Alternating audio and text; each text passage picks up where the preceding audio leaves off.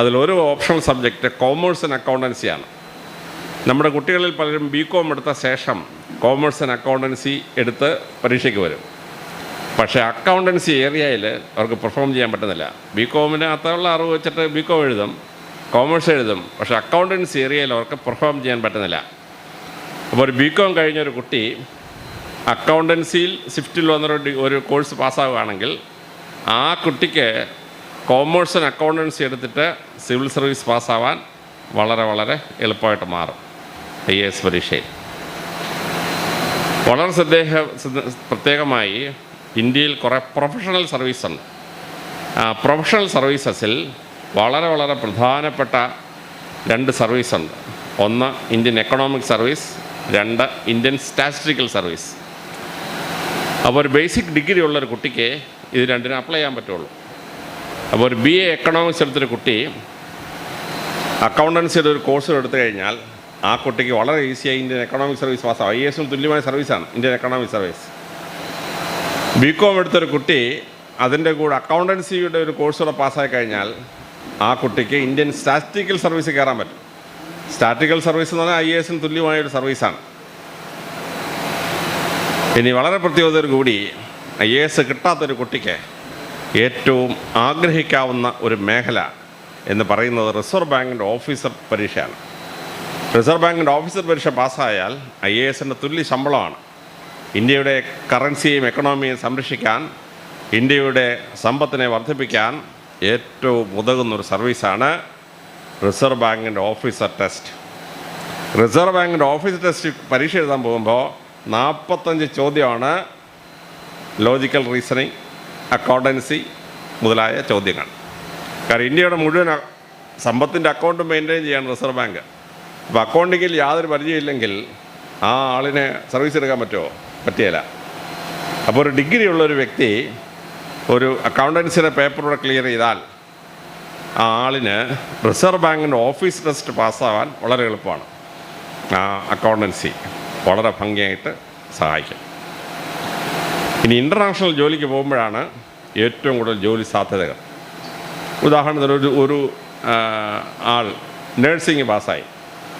Nursing പാസ്സായാൽ ഇപ്പോൾ യൂറോപ്പിൽ മാത്രം 2 ലക്ഷം പോസ്റ്റാണ് നേഴ്സിംഗിൻ്റെ ഒഴിഞ്ഞു കിടക്കുന്നത്. അമേരിക്കയിലെ 10 സംസ്ഥാനങ്ങളിൽ ജോലിക്ക് അപേക്ഷിക്കേ വേണ്ട, നെറ്റിലൂടെ ഒരു കരിക്കുലം വിത്ത് അയച്ചു കൊടുത്താൽ അവർ നമ്മളെ ടെലിഫോണിൽ കൂടെ ഇൻ്റർവ്യൂ നടത്തി നമുക്ക് സെലക്ഷൻ തരും. പക്ഷേ ക്വാളിഫിക്കേഷൻ ഫിക്സ് ചെയ്ത് വളരെ രസകരമാണ്.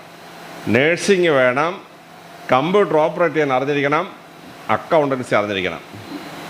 നമ്മളിവിടെ ഒരു സ്ഥാപനം തുടങ്ങിയാൽ ഒരു മാനേജർ, അവൻ്റെ മണ്ടയ്ക്ക് വേറൊരു മാനേജർ, അവൻ്റെ മണ്ടയ്ക്ക് വേറൊരു മാനേജർ, പിന്നെ കമ്പ്യൂട്ടറിന് ഒരാൾ, പിന്നെ അക്കൗണ്ടിങ്ങിന് ഒരാൾ, ഓഫീസ് നമ്മുടെ കൗണ്ടർ മാനേജ് ചെയ്യാൻ വേറൊരുത്തൻ, ഇങ്ങനെ 10 പേര്. അവസാനം അവൻ്റെ ഫാക്ടറി പൂട്ടി പോകും. കാരണം ഇവർക്കെല്ലാം ശമ്പളം കൊടുത്തു കഴിഞ്ഞാൽ പിന്നെ മിച്ചം കിട്ടത്തില്ല. സായിപ്പന്മാരുണ്ടല്ലോ, വളരെ ബുദ്ധിയാണ്. നേഴ്സിൻ്റെ മിനിമം ക്വാളിഫിക്കേഷൻ്റെ കൂടെ അവർ അക്കൗണ്ടൻസി പ്ലസ് കമ്പ്യൂട്ടർ ഓപ്പറേഷൻ അറിഞ്ഞിരിക്കണം. കാരണം ഈ ആശുപത്രിയുടെ അക്കൗണ്ട് നോക്കേണ്ടത് ഈ നഴ്സാണ്. ഈ ആശുപത്രിയിലെ പണ്ട് ഈ ട്രാൻസ്ക്രിപ്ഷൻ വഴി ഇന്ത്യയിൽ വന്നിട്ട് ഇന്ത്യയിൽ നിന്നാണ് ഈ മെഡിക്കൽ റെക്കോർഡ്സ് ട്രാൻസ്ക്രൈബ് ചെയ്ത് തിരിച്ച് അമേരിക്കയിൽ പോയിക്കൊണ്ടിരുന്നത്. ലക്ഷക്കണക്കാർക്ക് ജോലി ഉണ്ടായിരുന്നു. ഇപ്പോൾ ബാംഗ്ലൂരിലെ തിരുവനന്തപുരം ടെക്നോ പാർക്കിലെ മുഴുവൻ ട്രാൻസ്ക്രിപ്ഷൻ യൂണിറ്റ് പൂട്ടി. കാരണം ഈ നഴ്സുമാർക്ക് അക്കൗണ്ടൻസി പ്ലസ് കമ്പ്യൂട്ടർ ഓപ്പറേഷൻ അറിയാമെങ്കിൽ മിനിമം ക്വാളിഫിക്കേഷനാണ്. അമേരിക്കയിലെ നേഴ്സിൻ്റെ ശമ്പളം $2 ലക്ഷം പെർ ഇയർ, അതായത് ഒരു മാസം 10 ലക്ഷം രൂപ.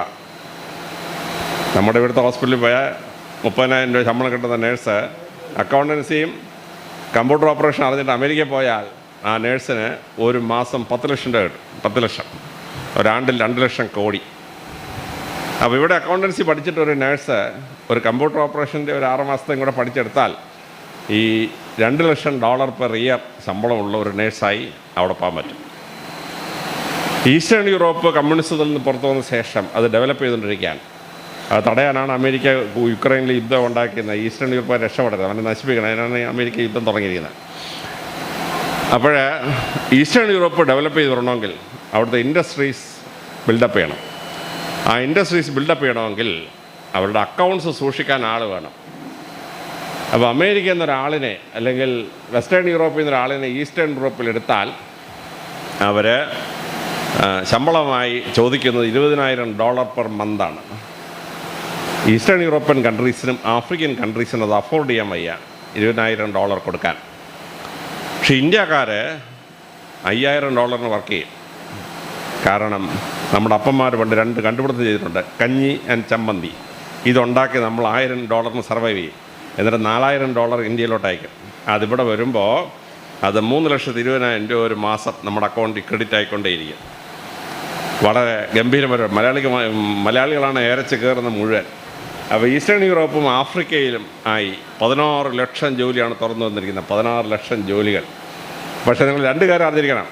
അക്കൗണ്ടൻസി അറിഞ്ഞിരിക്കണം, കമ്പ്യൂട്ടറിനകത്തത് ഫീഡ് ചെയ്യാൻ അറിഞ്ഞിരിക്കണം. അപ്പോൾ നിങ്ങൾ സ്വിഫ്റ്റ് അക്കാഡമി വന്ന് അക്കൗണ്ടൻസി പഠിച്ചിട്ട് അതിൻ്റെ കൂടെ ഒരു കമ്പ്യൂട്ടറിൻ്റെ ഒരു 6 മാസത്തെ കോഴ്സ് പാസ്സായാൽ നിങ്ങൾ ഈസ്റ്റേൺ യൂറോപ്പും ആഫ്രിക്ക ഉൾപ്പെട്ട ആ വലിയ മേഖലയിലെ 16 ലക്ഷം ജോലികൾക്ക് അർഹരായി മാറും. ആയിരക്കണക്കിന് ജനം ഒഴുകിക്കൊണ്ടിരിക്കുന്ന ആയിരക്കണക്കിന് ഈസ്റ്റേൺ യൂറോപ്പ് ആൻഡ് ആഫ്രിക്ക. അപ്പോൾ ആഫ്രിക്കയിൽ നിന്ന് ഒരു ടീം റിക്രൂട്ട്മെൻറ്റ് വന്നിവിടെ. അപ്പോൾ ഗവൺമെൻറ് ഈ വിദേശ കമ്പനികൾ റിക്രൂട്ടാണെങ്കിൽ സർക്കാരിൻ്റെ ഒരു ഉദ്യോഗസ്ഥൻ അതിനകത്ത് മെമ്പറായിരിക്കണം.